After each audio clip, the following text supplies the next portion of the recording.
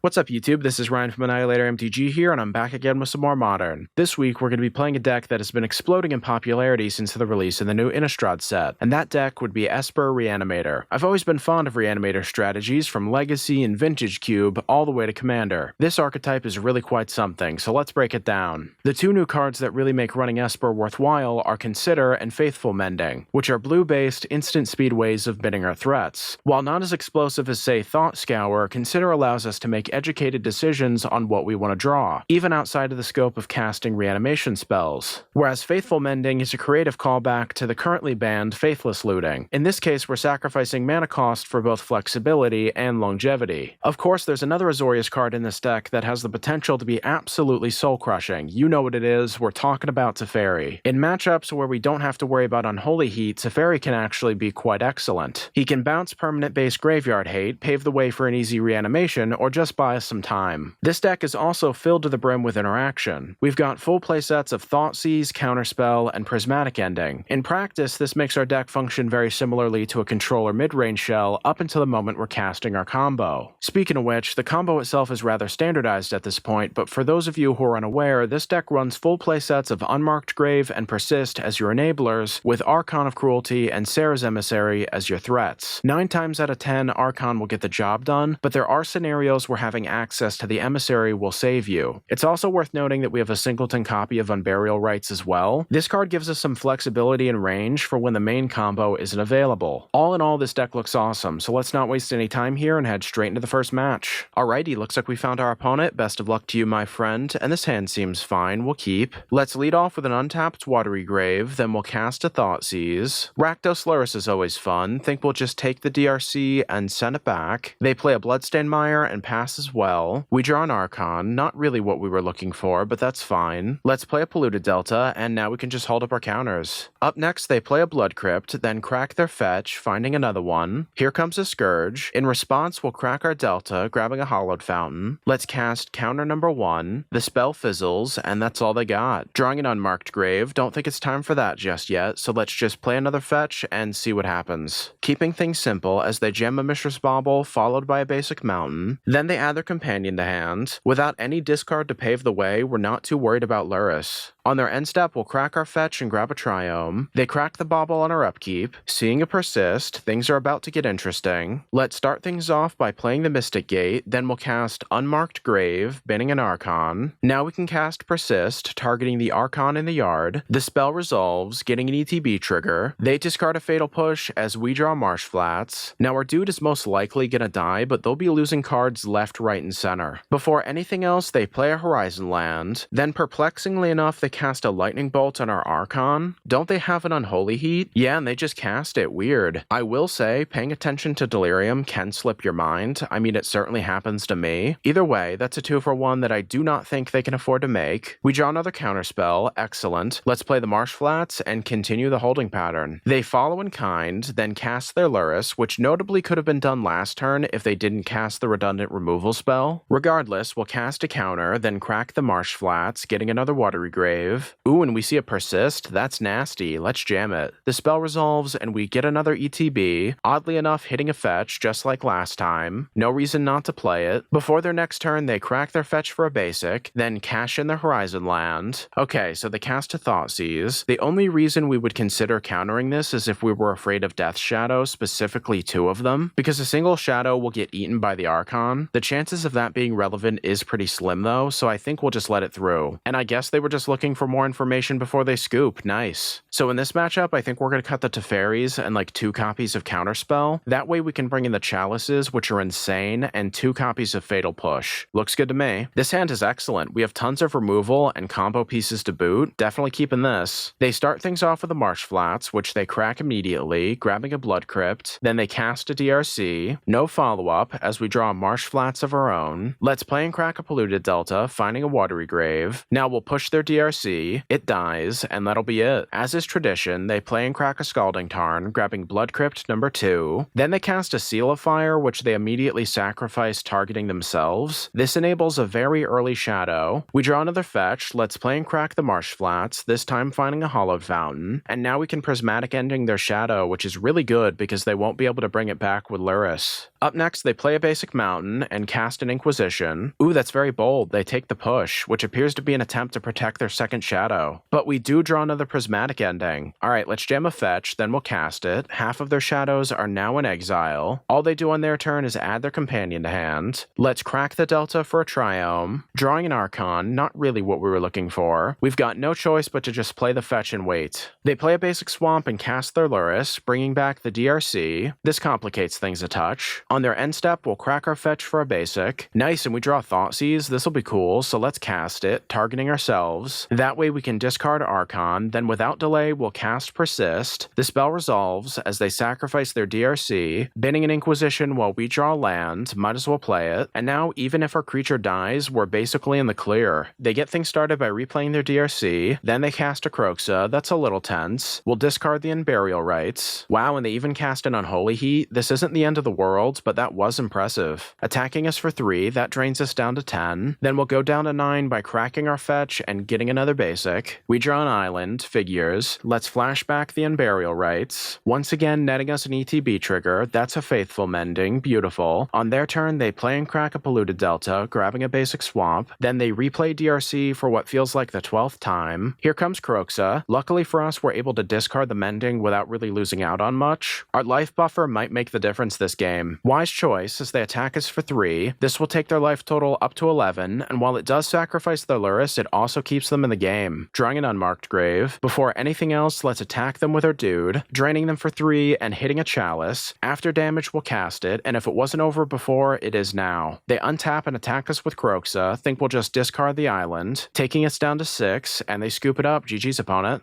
Okay, looks like we found our opponent. Best of luck to you, my friend, and this hand seems great. We'll get things started with a Watery Grave and see what they got. They lead off with a Blooming Marsh into an Inquisition. In response, let's cast Consider. Seeing a Darkslick Shores, definitely don't want that. Then we draw Thoughtseize, which they take immediately. Drawing a Counterspell. Let's play an untapped Hallowed Fountain, and we'll hold up the counter. On their turn, they play a Verdant Catacombs and nothing else. We draw another Teferi. We could play that, but I think we're just going to jam a Flooded Strand and see what happens. During our end step, they crack their fetch and grab a Triome. Then they play another fast land, as they jam a copy of Grist. In response, we'll cast our counter. The spell fizzles, so let's crack our fetch for a Triome. Wow, and we draw our final copy of Teferi. That's a bit excessive. We'll play our fetch, then cast one of them, down ticking right away. There's an Archon. Up next, they play a Godless Shrine, and I almost can't believe it, but they cast a Siege Rhino? That is insanely awesome. That'll drain us for 3. Drawing an Unmarked Grave. Let's crack our fetch for a basic. This gives us enough colors to Prismatic Ending their Siege Rhino. Pretty sure that's the first time anyone has ever said that sentence. Keeping things interesting, as they cast a Liliana. Unfortunately for them, their uptick is going to help us considerably. After we dump our Archon, they gem a Hierarch with a fetch, and then they send it back. We draw another Archon. Let's cast the Unmarked Grave, binning a copy of Unburial Rites. This sets us up for the following turn, so I guess we'll just uptick the Teferi and wait till then. On our end step, they crack their fetch for an Overgrown Tomb, immediately attacking our Teferi. That appears to be it. Drawing a Flooded Strand. We'll start things off by upticking our Teferi and jamming the fetch. Time to flashback Unburial Rites, bringing back the Archon and netting us a trigger. They lose their Noble as we draw Thoughtseize. Let's crack our fetch for a Godless Shrine, then we'll cast it. Seeing a Dam, glad we got rid of that. During their main phase, they downtick their Lily. There goes the Archon. Then they cast another one and go for the quick uptick. This may seem strange, but we'll discard one of the Teferis. We're not in range of hard casting just yet, but this is something that we should consider. Seeing a Delta, let's downtick the Teferi, unfortunately drawing another Archon. Then we'll play the fetch and cast our remaining copy, drawing once again. It's a Consider. Before anything else, let's crack our fetch for a basic, just to thin things out. Now we can cast the Consider, seeing a Thoughtseize. That's real bad. Wow, and we draw Persist? No way. Alright, let's cast it. Archon returns to the field, which means they'll have to sack their Lily, netting us a Prismatic Ending, and they scoop it up. Nice. Okay, so we're definitely going to be improving this sideboard. I guess we can just cut a couple of Prismatic Endings for some Spell Pierces. Yeah, this'll work. This hand isn't perfect, but we really don't want to mulligan a lot versus mid-range, so we'll keep. They get things rolling with a Verdant Catacombs, which they crack for an Overgrown Tomb, and cast a Hierarch. We draw a fetch, that's quite good. This might be wrong, but we'll jam the fast land and cast our Thoughtseize. Yeah, we see a couple of 3-drops. Bolting the bird, as it turns out, is still really good advice. Either way, we'll take the Vindicate, can't afford for them to start hitting our lands. Right on schedule, as they play a basic swamp and cast their Grist. Upticking for a token and bidding an Ashiok, those Spell Pierces aren't looking so bad right now. Drawing an Unburial Rites, so let's just play our fetch and hold up the Counterspell. They uptick once again, attacking us for 2, we're at 16. After damage, they cast a Voidwalker. Let's crack our fetch, grabbing an untapped Hallowed Fountain. Then we'll respond with a counter. The spell fizzles, so they just play another fetch and pass. Speaking of fetches, we drew one. With that said, let's play the basic, then cast the Prismatic Ending, targeting their Grist. On our end step, they crack their fetch for a Triome. Then they cast a Thoughtseize, taking our Teferi, playing a land and attacking us for 2. That puts us at 11. Drawing another counter, beautiful. Let's play our fetch and hold up our spells. Before anything else, they attack us for 2. We're at 9. Then after damage, they cast a Tarmogoyf. Definitely have to counter that one. Before our next turn, let's crack our fetch for another Hallowed Fountain, only to draw Faithful Mending number 2. Might as well cast one of them, bidding an Unburial Rites and the other Mending. So now we can cast Unmarked Grave, bidding an Archon, and by the next turn, we'll be able to bring it back. Second verse, same as the first, as they cast another Goyf, attacking us for 2 and taking us down to 8. We draw another Unmarked Grave. Let's cast the Unburial Rites, targeting the Archon. It returns. They sack their Hierarch as we draw a rather useless Thoughtseize. Alright, let's see what happens. Wow, and they play another Tarmogoyf, drawing an Emissary. Let's swing in with our dude. They sack a token and we draw fetch. Let's play it. What's really important here though is that this life swing is unsustainable for them, and it seems like they agree as they scoop it up. GG's, opponent.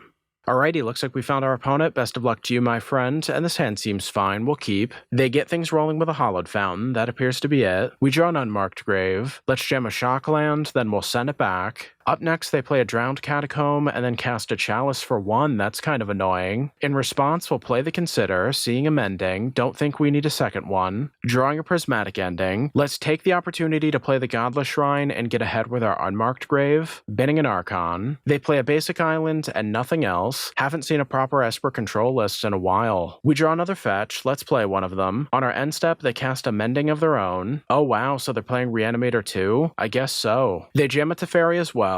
In response, let's cast our Mending, bidding 2 pieces of interaction. I think we'll also crack our fetch for a basic and see what we can get with a Consider. Whoops, completely forgot about the Chalice, my bad. Either way, their Teferi resolves, upticking immediately. We're getting a little bit flooded here. Let's play a fetch, then we'll cast our Prismatic Ending, targeting their Teferi. Geez, and they just play another one? Upticking once again. On their end step, we'll crack our fetch, getting a Hallowed Fountain. Counterspell is not what we were looking for. Oh well, time for a fetch. Let's crack it for another Hallowed Fountain, then cast a Teferi. We could downtick and hit their Chalice, but I think we just want to draw. Them potentially casting Chalice for 2 would be terrible. More mana, that's great. They follow in kind, then cast a Mending. Their life total is all the way up to 24 as they play a Flooded Strand. This is getting rather annoying. Let's play our Watery Grave, then we'll flashback a Mending. Binning Counterspell and Consider. So now that we have Unburial Rites, we're going to be in a great position so long as Teferi sticks around. Might as well cast the other Mending, discarding 2 lands. During our end step, they crack their fetch for a Watery Grave. Where have I seen this before? They flashback a Mending, then uptick their Teferi, and send it back. Okay, so we actually have a chance to do something. First things first, we'll uptick, then play our fetch. Let's cast the Unburial Rites, which is guaranteed to resolve thanks to Teferi. They sack their Planeswalker, and we draw another land, thank goodness. Now, even if our Archon dies, we can always just flashback the Unburial Rites, so I think we have this one. Up next, they jam a Polluted Delta, then cast a Persist. They'll get an Archon back. Think we'll sack our Teferi and discard the Thoughtseize. Not the end of the world, but man, they cast a second one as well. So there goes our Archon and fetch land. This looks kind of bad, but I think we actually still have this. On their end step, we'll crack our fetch for an island, drawing a Thoughtseize, but that's not important. Before anything else, let's cast our Teferi, bouncing one of their creatures. There's a Mending. So now we can flashback the Unburial Rites. The ETB trigger will take out the remaining Archon, and now we just wait. They play a Drowned Catacomb, casting another Teferi. Weirdly enough, they decide to uptick and then just concede. Okay, that was quite the game. So in the mirror, I think we want to cut the Prismatic Endings and the Teferis. That way we can bring in the full play set of Leylines and 3 copies of Spell Pierce. Looks good to me. Alright, so Leyline in the opener is always good. Wish there was only one of them, but that's fine. We have to assume that they have one as well. That'll make this game take forever. Wow, and they don't? Yeah, they just play a Polluted Delta and pass. We draw another fetch, let's play one of them, then we'll crack it for a Watery Grave and cast the Thoughtseize. Interesting, so it looks like we're dealing with a more control-focused build. With that in mind, let's take the Jace. Before their next turn, they crack their fetch for a Watery Grave, then play a Mystic Gate, passing once again, drawing a counter, so I guess we can just play another fetch and stay defensive. They filter some mana, then cast a Mending, exiling another copy and a Solitude, keeping things slow as they play a fetch and send it back.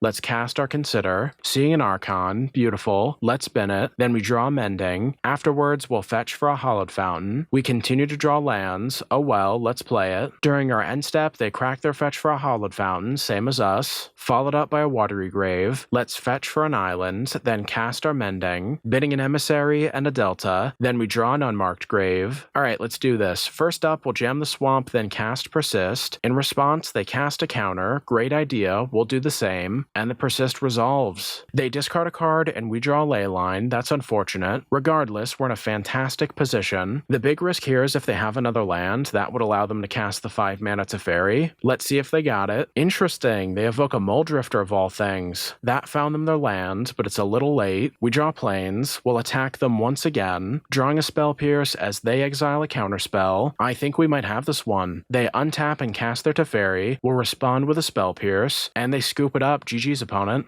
And there you have it. Reanimator is a ton of fun, and this particular iteration is my favorite so far, at least in Modern. So now we have to touch on the complicated part. Normally I'd suggest that you all go out and play this deck because it's so darn fun, however, I don't actually think that's a good idea. Loads of people are aware of this deck, and many are prepared for it, even in the main board. This can make actually playing it fairly miserable. I think back to some of the better Dredge players, and how they've said that the best time to play Dredge is when everyone has forgotten about it. That sentiment seems pretty accurate for this build as well. Now that doesn't mean that adjustments can't be made. I think adding a couple of lower CMC threats or finishers into the list might be worthwhile. A semi-transformative sideboard might also be worth your time, though that does seem a bit gimmicky. Either way, let me know if this deck interests you, and if I get a positive response, I can make a part 2 in the near future with the various changes I've been considering. If you like my content, feel free to like, comment, subscribe, and hit the bell icon. This stuff really does help, so thank you. And as always, stay safe out there and have a good one.